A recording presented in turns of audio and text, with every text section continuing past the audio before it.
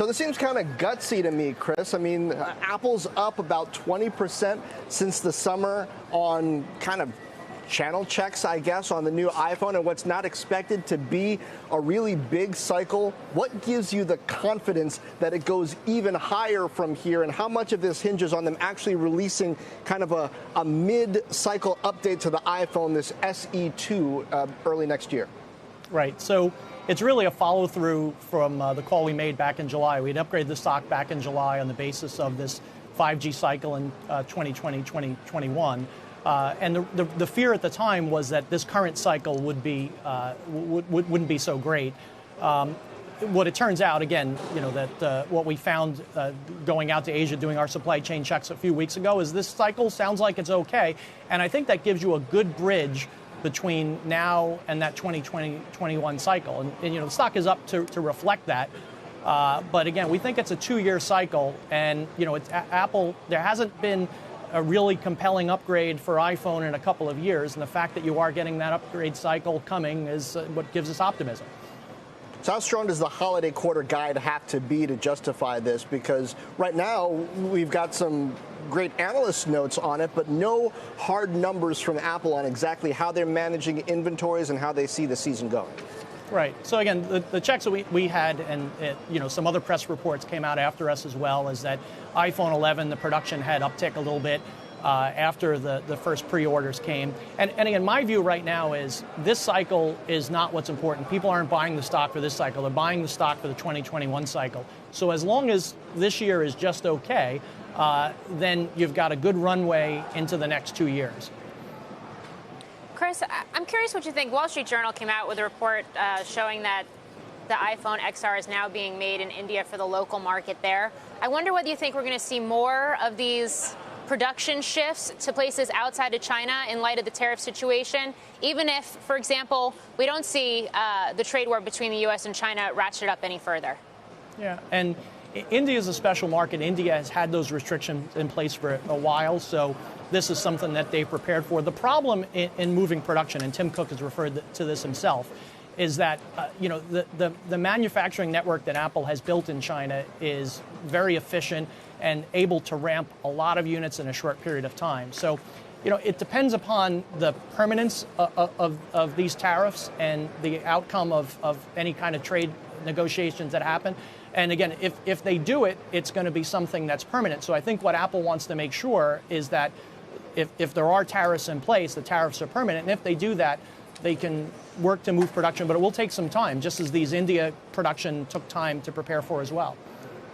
Hey, Chris, on 5G, we've had some people who are less enthusiastic about the stock argue that 5G is not a consumer-centric innovation, given how finely we are now parsing latency. What do you make of that view? Yeah. And the holy grail of 5G, it's true, is not consumer. It's more about connecting everything, connecting cars and appliances and things like that, because your main benefit from 5G is that you can connect many more devices to the network. But in doing so, it also improves the coverage so that, as I'm in Midtown Manhattan right now, if I go outside, it's sometimes difficult to get a signal when the network's congested. I think that alone will be compelling enough for people to go to 5G because it will fill in the gaps of coverage. It also obviously provides a speed benefit when it becomes more widely available. And the argument right now is that there aren't apps that take advantage of that. But I think there's a little bit of if you build it, they will come. And once you provide these low latency, very fast networks, then the app developers will find a need for that. What would be like an ideal example of that, short of gaming? Well, again, it's stuff that hasn't been invented yet, right? So, I mean, gaming is a great example of it.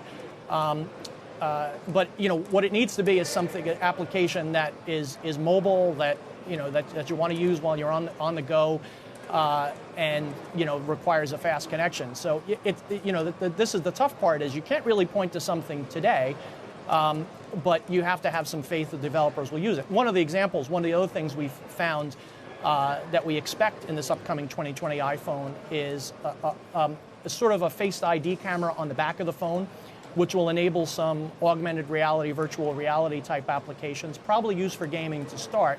But I think that would probably be a good companion to 5G and open up some new possibilities. And really, I think what Apple's going to do is put the hardware out there and let the app developers run with it and see what they come up with. Yeah, I think actually we're sandbagging on 5G a bit here based on some applications I've seen. Some high-resolution live streaming could be interesting. But, Chris, we're in this weird situation. It's weird to me because we haven't seen it in years where analysts are actually optimistic about Apple and iPhones ahead of us actually seeing the numbers. Normally it runs the other way. So how bad would the numbers for this holiday quarter have to be in order for it to turn you net pessimistic, given that you're largely looking out to the 5G cycle for your optimism? Right, and this is, again, the basis of our upgrade back in July is that this year somewhat doesn't matter. And, we understand that we're at the end of a cycle right now, so whatever they do now, as long as it's not, a real disaster, it's not going to change our view. What's a real disaster? That's what I'm asking.